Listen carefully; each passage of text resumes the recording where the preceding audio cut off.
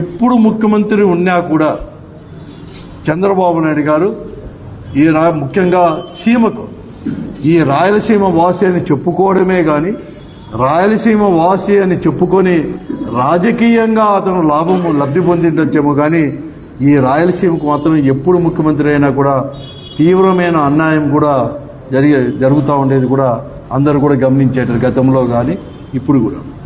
ఇది అందరికీ కూడా తెలుసు కూడా ఈ రాష్ట్రం అనేది కూడా మొట్టమొదటిగా ఈ అంతా కూడా రాయలసీమ ఇవన్నీ కూడా మనమంతా కూడా ఆంధ్ర రాష్ట్రం అంతా కూడా తమిళనాడులో అంటే మద్రాసు రాష్ట్రంలో ఉండేవాడు, ప్రెసిడెంట్స్ రాష్ట్రంలో.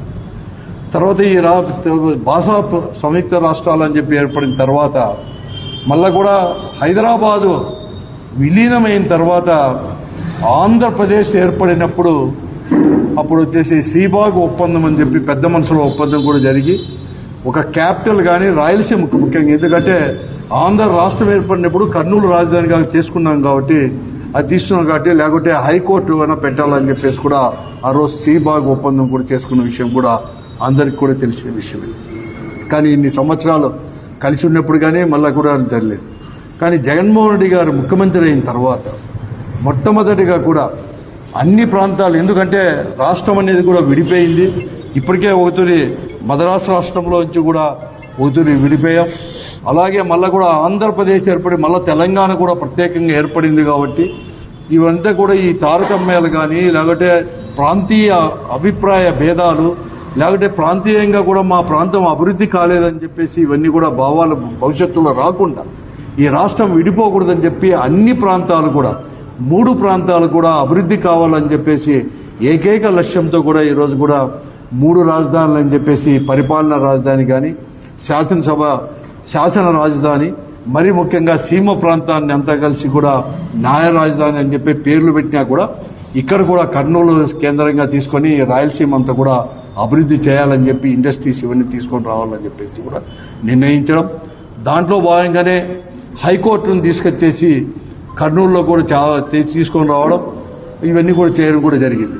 కానీ ఆ రోజు ప్రతిపక్షంలో ఉండే పార్టీలు అన్నీ కూడా మరీ ముఖ్యంగా తెలుగుదేశం పార్టీ కావచ్చు, భారతీయ జనతా పార్టీ వారి అందరి యొక్క మద్దతుతో కూడా కోర్టుకు పోవడం, కొన్ని ఆటంకాలు సృష్టించి ఆలస్యం కావడం, హైకోర్టు అక్కడ స్థాపించడానికి హైకోర్టు అక్కడ తీసుకొచ్చడానికి జరిగిన విషయం కూడా అందరికీ కూడా రాష్ట్ర ప్రజలకు అందరికీ కూడా తెలుసు కూడా. ఈ సందర్భంలో హైకోర్టులో అక్కడ కోర్టులో సుప్రీంకోర్టులో తెగేంత లోపల కూడా ఇక్కడ కూడా వచ్చే లా కాలేజ్ తీసుకొని నేషనల్ లెవెల్లో కూడా లా కాలేజ్ తీసుకొని రావాలని చెప్పి కర్నూలులో ఒక 100 ఏకర్స్ కేటాయించడం, అక్కడ శాంక్షన్ చేయడం, అలాగే బార్ కౌన్సిల్ కూడా దానికి ఒప్పుకోవడం నేషనల్ లా కాలేజ్కు. వాటితో పాటు కూడా హెచ్ఆర్సీ అంటే మానవ హక్కుల కమిషన్ కార్యాలయము, అలాగే లోకాయుక్త కోర్ట్స్ ఈ 2 కూడా అక్కడ చేసి బిల్డింగులు కూడా కట్టి పనులు కూడా ప్రారంభం కూడా అయిపోయినాయి కూడా. కానీ తర్వాత ఈ రాష్ట్రంలో జరిగిన పరిణామం వల్ల జగన్మోహన్ రెడ్డి గారు ముఖ్యమంత్రిగా దిగిపోవడం, మళ్ళా కూడా చంద్రబాబు నాయుడు నాయకత్వంలో ప్రభుత్వం ఏర్పడిన తర్వాత మరొకమారు ఈ సీమకు కూడా పెద్ద అన్యాయం కూడా చేసుకోబోతున్నారు.